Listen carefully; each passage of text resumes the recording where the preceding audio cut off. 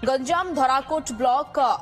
जहाड़े दलितों लंडा करी आंठेई घास खुआइबा घटना बाहर जिल्लारू गिरफ है मामलार मुख्य अभियुक्त गिरफ पर 12 पहुंची गिरफ्तारी संख्या गोचालाण अभियोग में 2 जन को दि जाइथिला निर्यातना पीड़ित द्वय सिंगीपुर गांव होइतिबा बेले उभय हरिपुर गांव जड़े चाषी गोटे गाई और 2टी बाछुरी किणी आणुथिले एतिकी बेले खारीगुमा निकटरे गोरक्षक नारे किछि युवक रास्तार अटकाइथिले परे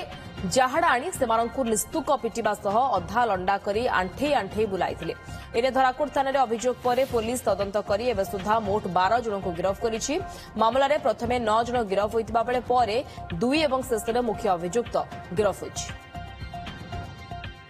आसिका प्रतिनिधि मनोज मुनि आम सहित फोन लाइन जोड़ी होइछन्ते संपर्क अधिक सूचना पाई मनोज ये पूरा घटना बाबद टिके हमहु सूचना दियंतु कोन घटिथिला कोन थाना रे एतला होइथिला एवं पुलिस रो कार्यानुष्ठान वर्तमान सुधा कोन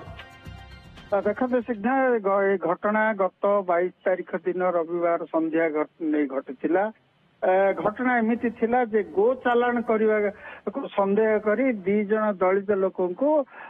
किसी युवक लंडा करी हेलो आज्ञा कहतु लंडा करी आंठी चल घास खुआले घटना जत वीडियो वायरल है ए अंचल सारा अंचल या चर्चा रहा जेहेतु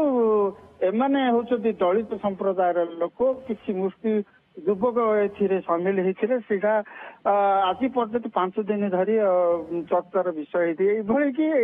जातीय स्तर में आलोचनार कारण होता तो पुलिस तीन पर्याय